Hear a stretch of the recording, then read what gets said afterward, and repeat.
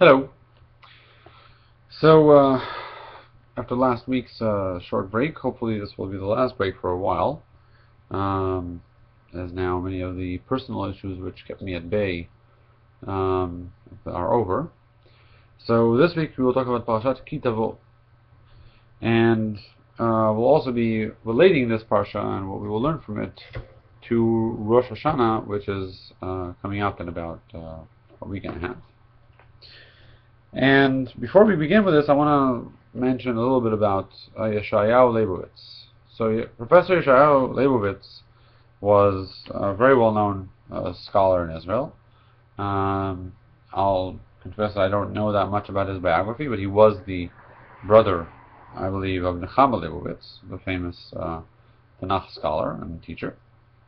And he was known for many very extreme positions and statements, and also in the religious area he had a very extreme position, which we're going to mention today as a sort of, think of it as sort of a point to consider, and to sort of to be a contra to what we will talk about today on some level.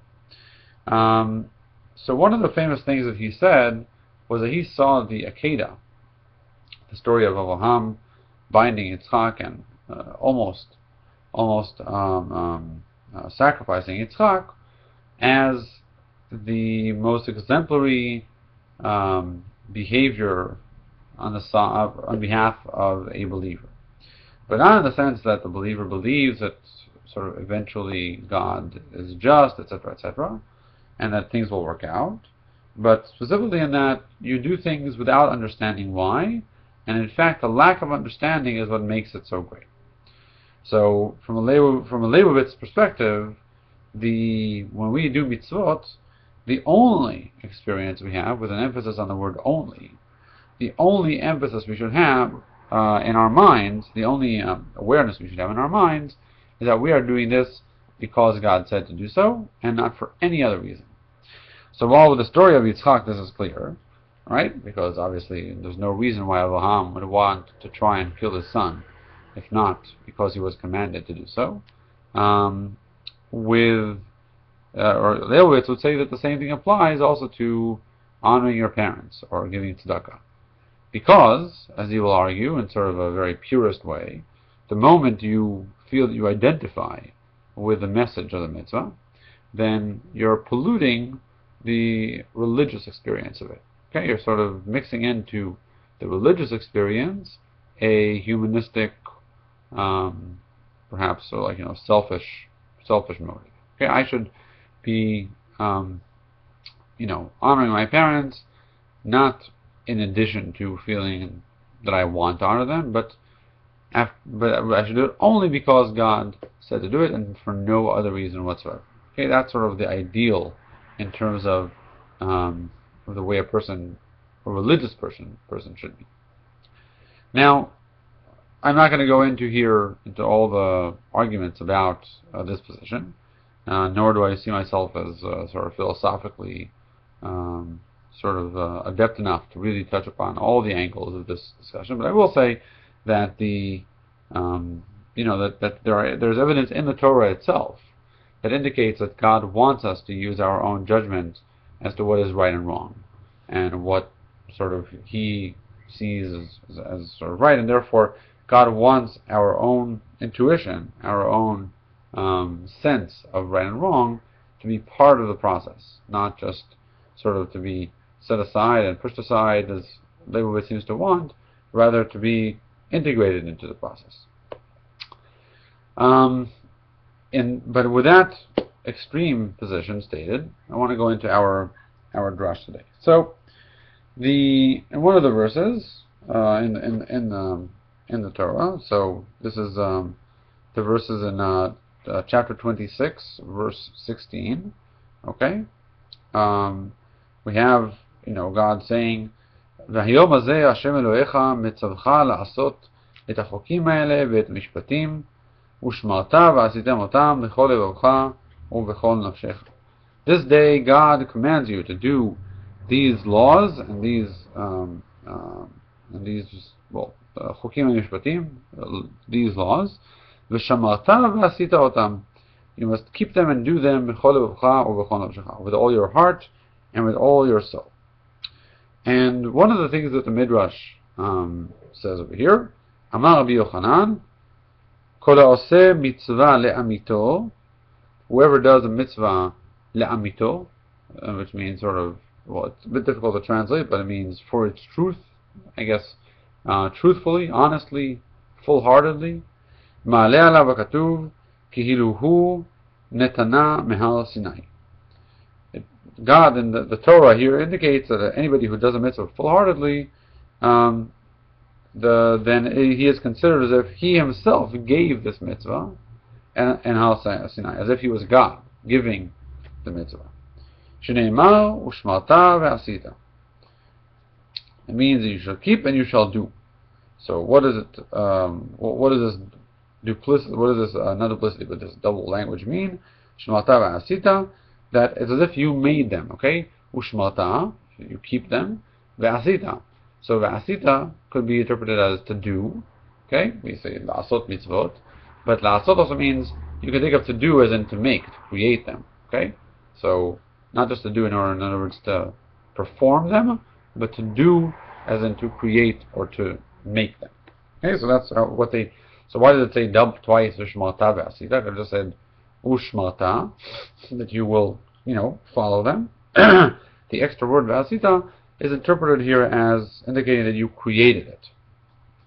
Ke'ilu hu tikna unetana mehar Sinai, as if you said it and gave it in Har Sinai. Ve'od amar Rabbi Yochanan. The same Rabbi Yochanan said a second statement, which is very similar. Kol ha'oseh Torah la'amita. Anybody who does Torah full-heartedly. Okay, so I guess Torah here, instead of just one mitzvah, indicating doing all the Torah, or all the Torah that's relevant to this person. Ma'aleh alav ha'katuv kihilu hu atzmo, kihilu asa et atzmo. Then the Torah is indicated it's as if he created himself.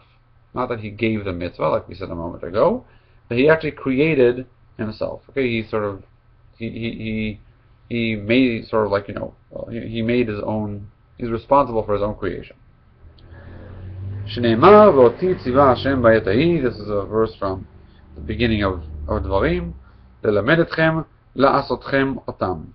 So it's a verse in chapter 4, verse 14, where Moshe says how he was told to teach the people la'asotchem otam, that they should do the mitzvot. Okay. But the word la'asotchem is a bit strange. It should be la'asotam, or la'asot otam. So the Midrash says, what does it mean la'asotchem? To make yourself. Okay, not la'asotam, to do them. La'asotchem, to make yourselves. Mikan shema'alim alav ki'ilu hu asa u'bara et atzmo. From here we learn that it's as if a person created and made himself. So in both of these things, we see that performing the mitzvot, whether one single mitzvah or all the mitzvot, makes man a creator. And he either is a creator of the mitzvot, right, of the mitzvah that he does, or when taken as a whole, right, all the mitzvot that he does, it's as if he created himself. The commentators over here ask, what does that mean, that the man creates himself? Obviously, he did not create himself. He's already created. So the Maharsha, one of the sort of classic commentators on Midrashim, appears mainly on the Gemara, so I can assume that this also appeared in the Gemara, is quoted here by the commentators of the Tanchuma. He apparently says, Ki terem heyoto lomed haTorah la'amita. Before a person learns the Torah for its truth and does it, mutar ha'adam min ha'behema ayin. See, man and beast are no different. ובידיעתו דרכי תורה תיבדל יצירתו מכל שאר בעלי חיים ונעשה אדם, שזאת הייתה תכלית בריאתו.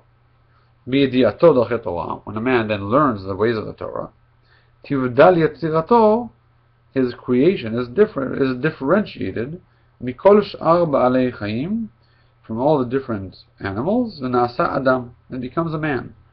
שזאת הייתה תכלית בריאתו, which was the essence and the goal of His creation.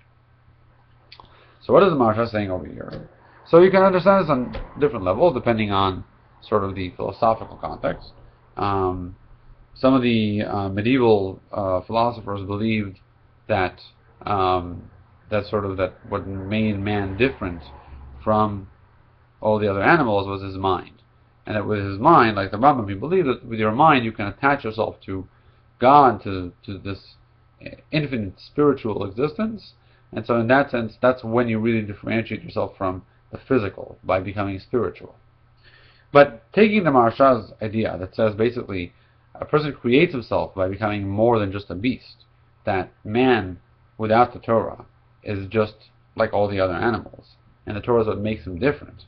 I think that we can understand sort of, beyond the, I'd say, mystical impact of of learning the Torah. Perhaps there's also a more existential interpretation of what the Maharsha means over here. Also noticing that this explanation, sort of the spiritual, mystical one, that says that somehow something changes in you when you do the Torah, that doesn't seem to explain the first midrash, right? That talks about giving the mitzvah, right?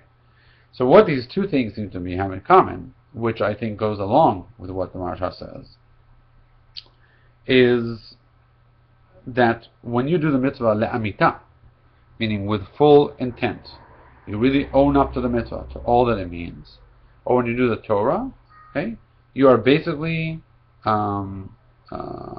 aligning yourself with what the mitzvah means and adopting that mitzvah or the Torah to identify with you. You are identifying yourself with the content of the things that you're doing. That's why it doesn't just say whoever does the mitzvot, whoever does the Torah. It doesn't just say if you do the actions. Doing the actions isn't enough. It's doing the actions and believing in them and adopting them and making them sort of embedded in you and part of your soul, part of your identity. Okay? So in that context, we can understand is essentially what is being said over here. When a person adopts a mitzvah and really makes it part of what he believes in, then it's as if he gave it. In what sense does that mean? It means that if you would come to him at that very point and say to him, do you think I should do this mitzvah? He wouldn't tell you, well, I don't really understand it or believe in it or, really connect with it, but, God said you should do it, so, you should do it. No, it means that a person reaches a point where they can come along and stand by this mitzvah and defend it and push for it and say, this is a really important thing to do. It's not just something small. One moment.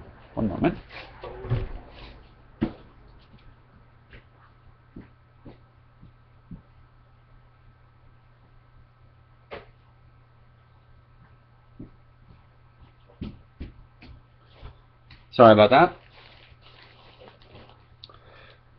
In a similar way, when a person does all the Torah, then he himself gets recreated. Okay? He himself basically becomes part of the Torah, and in this sense, he gets differentiated from the animals because he is no longer just a human being, just a person, just a flesh and blood that walks this earth. But he has become something more. Okay? He has become basically identified with what God's message to this world, with the way a person should be living in this world. He's sort of living this perfect life. Okay? Naturally, no one really reaches that level, right? Or none of us usually reaches that level. But we can all strive for that. Okay? And this is what the Maharsha is saying, in that you get, something changes in you when you completely devote yourself to God's word. I think, though, that there's at least two more messages or two more angles of this that we need to explore, and which are worth sort of thinking about. The first is that in terms of if we put aside the fact that we're talking about the Torah for a moment, I think that there's something clearly very, very deep about what the Maharsha is saying, in that human beings without a code of ethics, human beings without a way of life that they are willing to sort of fight for and stand by and develop, are just animals. Okay, and that and that what makes us different from the animals is that we have a culture. We have not just we don't just eat and drink and procreate and do all the things that the animals do. We also have a goal, we have a direction, we have something that gives meaning to our lives. That's not just survival.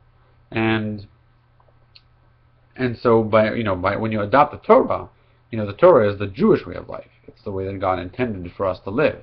It's the meaning, the content of what we believe, what we live. But the truth is that the message here can also be interpreted in a more global way that says, in general, man, the only way he differentiates himself from the beast and makes himself qualitatively, not just in terms of his technological strength, but qualitatively living sort of like a different kind of life, is when he has culture, is when he has sort of morals that he follows. But now I want to go back to the, but I think there's something more that's being indicated over here, which I think also ties in nicely to Rosh Hashanah. And that is that there's this issue which I believe the Rav Kook talks about, which is the tension between two ways of thinking about the Torah. On the one hand, the Torah is something that's given to us from God. Okay, it's given to us in Har Sinai. You know the famous thing about how Kafa alehem halkigit, God basically threatened the people of Israel by placing a mountain over their heads, telling them, if you don't accept the Torah, I will destroy the world, and forcing them to accept the Torah, forcing them to sort of follow this path. And in that sense, the Torah is described as something that comes from outside the human being, from outside our existence, and that we are forced to accept and follow just because God said so. On the other hand, that can cause a lot of trouble, right? Because when a man or a woman, when anybody is forced to do things that are against their nature or against their will, then they are likely to develop a very strong antagonism towards it. And if anything, they'll be pushed as far apart from identifying with the messages in there. And so there's this other midrash that says, nistakel b'Torah ubara alma, that God, looked at the Torah and created the world. Then in some sense, the Torah is very natural for the world. It's sort of almost the only natural thing for the world, because this world is based on a blueprint written in some mystical way in the Torah. And so Rav Kook says, there was a need for, actually he says, the Torah suits our nature very, very, very naturally. Only God wanted us to realize this on our own, so that basically it started out with us doing it naturally. The patriarchs supposedly and the matriarchs followed the Torah intuitively without being told to do so, and only then we had to forget about it and then come back to it again at Har Sinai, rediscovering our true nature. Okay, so it didn't just flow out of us automatically.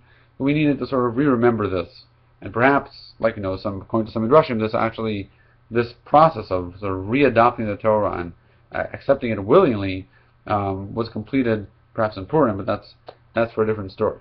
And this sort of is similar to what happens in the creation of Adam and Eve, where they are supposedly created first as a whole, then they're split up, and then they join together again. Here too, the Torah was natural to people, then eventually we split up, and then we had to come back to it again and sort of willingly adopt it. In a similar way to this idea, I think this connects very nicely to Rosh Hashanah.